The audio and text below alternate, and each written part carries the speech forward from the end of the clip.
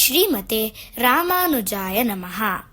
ವಿಷ್ಣು ಸಹಸ್ರನಾಮದಲ್ಲಿರುವ 16ನೆಯ ತಿರುನಾಮ ಕ್ಷೇತ್ರಜ್ಞ.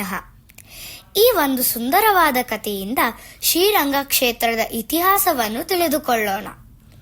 ಶ್ರೀರಾಮನು ತನ್ನ ಪಟ್ಟಾಭಿಷೇಕದ ಸಮಯದಲ್ಲಿ ತನ್ನ ವಂಶದ ಕುಲದೇವರಾದ ಶ್ರೀರಂಗನಾಥ ಸ್ವಾಮಿಯನ್ನು ವಿಭೀಷಣನಿಗೆ ಉಡುಗೊರೆಯಾಗಿ ನೀಡಿದ್ದನು.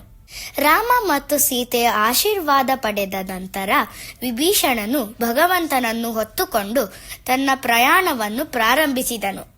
ಅವರು ಶ್ರೀರಂಗದ ಕಾವೇರಿ ನದಿಯ ತೀರಕ್ಕೆ ಬಂದಾಗ ಭಗವಂತನು ತಾನು ಆ ಪುಣ್ಯಕ್ಷೇತ್ರದಲ್ಲೇ ಇರಬೇಕೆಂದು ಬಯಸಿದನು.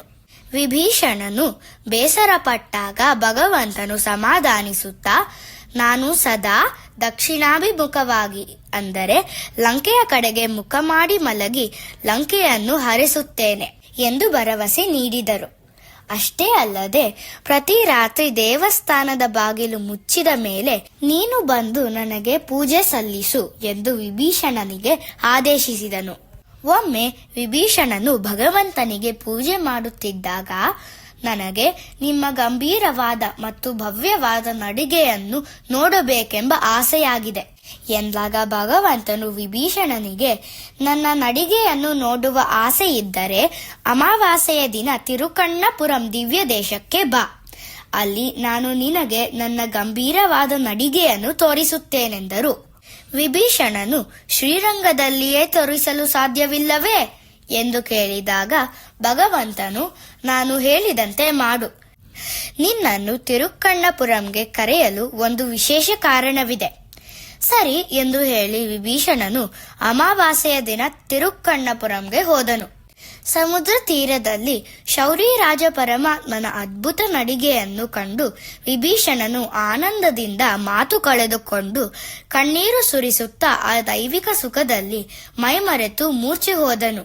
ಪ್ರಜ್ಞೆ ಬಂದ ಮೇಲೆ ವಿಭೀಷಣನು, ನಿಮ್ಮ ಈ ಭವ್ಯವಾದ ನಡಿಗೆಯನ್ನು ನೋಡಲು ಇಲ್ಲೇ ಬರಬೇಕೆಂಬ ಆಜ್ಞೆಯ ಉದ್ದೇಶ ಈಗ ನನಗೆ ಅರ್ಥವಾಯಿತು ಎಂದು ಭಕ್ತಿಯಿಂದ ಹೇಳಿದನು. ಭಗವಂತನು ನಗುತ್ತಾ, ವಿಭೀಷಣ, ನಿನಗೇನು ಅರ್ಥವಾಯಿತೆಂದು ನನಗೆ ತಿಳಿಸುವೆಯಾ?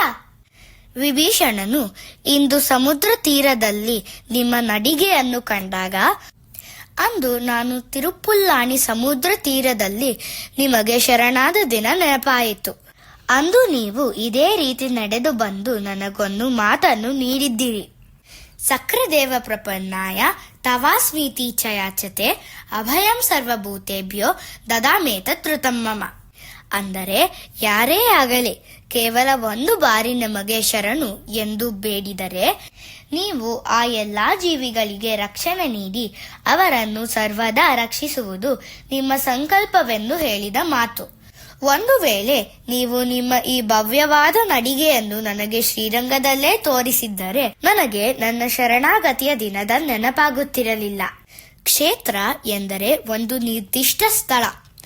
ಕ್ಷೇತ್ರಜ್ಞ ಎಂದರೆ ಭಕ್ತನಿಗೆ ಯಾವ ಜಾಗದಲ್ಲಿ ದರ್ಶನ ನೀಡಿದರೆ ಅವನಿಗೆ ಅತ್ಯಂತ ಸಂತೋಷವಾಗುತ್ತದೆ ಎಂದು ತಿಳಿದಿರುವವನು ಎಂದು ಅರ್ಥ. ಅದಕ್ಕಾಗಿಯೇ ಶೌರ್ಯರಾಜ ಭಗವಂತನು ವಿಭೀಷಣನನ್ನು ಶ್ರೀರಂಗದಿಂದ ತಿರುಕ್ಕಣ್ಣಪುರಂ ಸಮುದ್ರ ತೀರಕ್ಕೆ ಕರೆಸಿಕೊಂಡನು. ಇದು ಆತನ ಕ್ಷೇತ್ರಜ್ಞ ಎಂಬ ಗುಣಕ್ಕೆ ಸಾಕ್ಷಿ.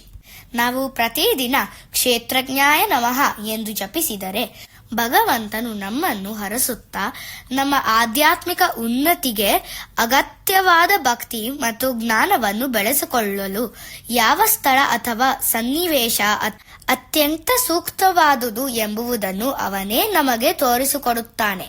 ಶ್ರೀಮತೆ ರಾಮಾನುಜಾಯ ನಮಃ.